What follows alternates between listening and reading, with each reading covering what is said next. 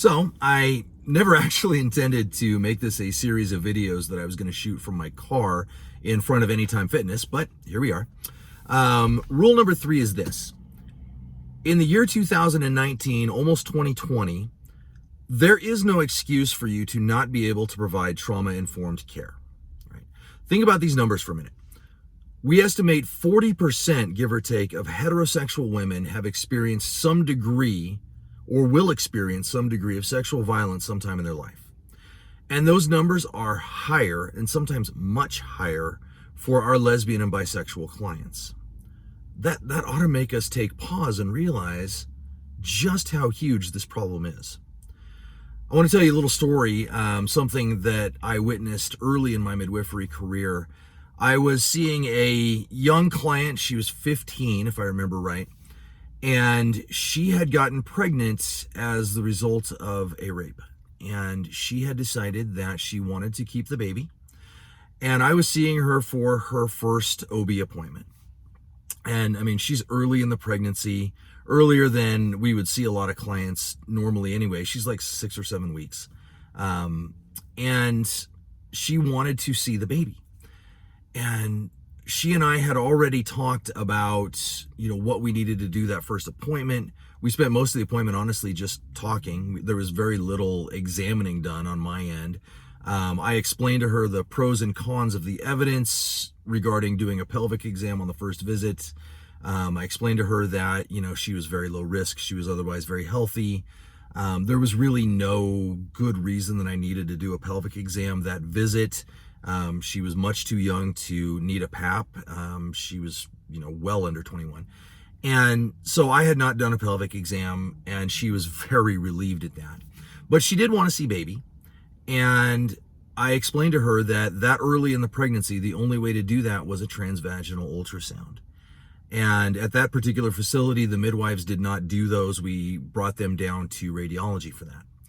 But she wanted to proceed. She was very nervous. But to her, the chance to actually see some cardiac activity was worth chancing it.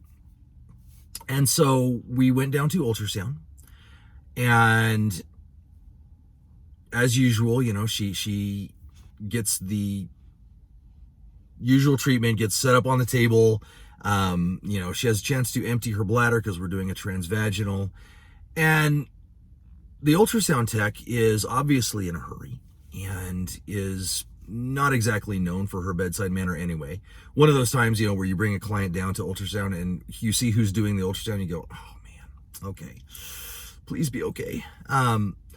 So without really saying much to her, she, gets the probe ready and, ice cold goopy gel on a long, ultrasound probe, transvaginal probe, and just kind of jams it right in. And my client screams because she wasn't given a warning. She wasn't, even the tech didn't even explain to her what she was going to do. It was just, okay, here we go. Whoop. And my client freaks out, jumps off the table. And the ultrasound tech turns around and looks at her and says, oh, honey, the thing that got you pregnant in the first place is bigger than that. This is no big deal. And instantly you could just feel the tension in the room. And the tears just started to flow. And she and I just walked out of the room together. In fact, I remember kind of grabbing a second gown, and just draping it around her and grabbing her pants because she just wanted out of that room right now. And we walked out of there, and I apologized profusely for the insensitive way that ultrasound tech had acted, but it was too late. She never came back. She never came back to that hospital, as far as I know, and she was lost to follow-up. I did my very best to try and track her down, and never did find out what happened to her. That remark by that ultrasound tech, she thought that was funny. And it wasn't funny at all. You have no idea how somebody got pregnant. Do you really think it was a great idea to remind a 15-year-old who'd been raped that, oh, the penis that raped you was bigger than the ultrasound probe, so it should be okay? Oh, I'm about to cry just thinking about it. Okay. So, trauma-informed care is basically the opposite of that. okay?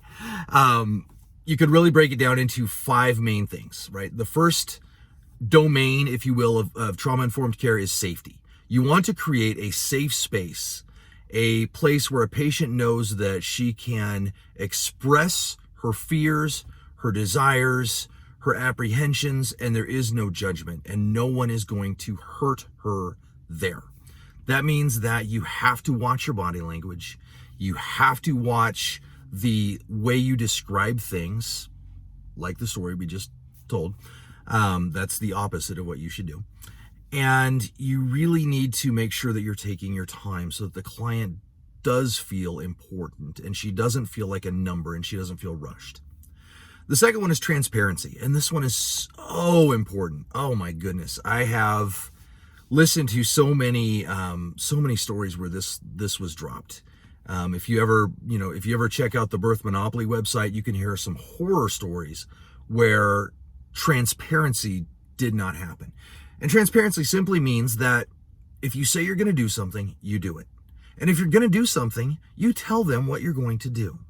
You don't do the bait and switch. You don't say, absolutely, you can have a VBAC, and then the patient shows up at the hospital and, oh, I'm sorry, the doctor that normally does those is not here and you're going to get a C-section anyway.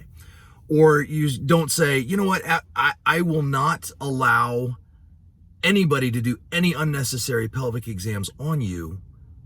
And then, oh, I forgot, I've got a student and I'm going to let 15 students check you that night. No, you do what you say you're going to do. And if you're going to do something, you make sure you get informed consent. That's transparency, right? The third one is choice, right? That means that you allow the client to make the final decisions, right? We all, and I've said this multiple times before, and I cannot possibly say it enough times, we work for them, not the other way around. If they make a decision, we have got our marching orders from our boss, aka the client, and we need to honor that decision. Along those lines, the fourth one is collaboration. And that's a little different than choice. Collaboration means that in developing a plan of care, I want to work with my clients and with whomever else the client brings in. In other words, if the client has hired a doula, then we are now a team of at least 3, right? And really, we need to be working with everybody else that the client wants to bring into the team. If the client says, I don't want to make decisions without my spouse, well, guess what? Spouse is on the team and we're all making these decisions together, obviously with the client getting the final say, but we don't get to choose who's on the team. And we don't get to quarterback this team, folks. The client does. And then lastly, and this one's really important to me, this is empowerment. This is the 5th domain. Empowerment means that I want my clients to leave the hospital feeling more powerful than they were when they got there. I want them to feel more powerful, not less powerful when they go home, right? I want the client, if it's a birth, I want the client to go home and say, holy cow, look what I did. Isn't that awesome? Instead of going, oh my gosh, look what they did to me, right? One is empowering. I accomplished something. One is completely disempowering. I was passive. They did something to me, right? I always deflect any of the praise when a client says, oh, thank you for delivering my baby. And almost always my first response is, thank you for letting me be here, but you did all the work. I didn't push a human out of my body. You did, right? You want to make the client feel powerful, not helpless, ever. Okay. So that's rule number 3. Sorry, that video was a little longer than I was intending. I'm still angry talking about that ultrasound story because that still makes me mad to this day. Anyway, I will talk to you soon for rule number 4. Have a great day.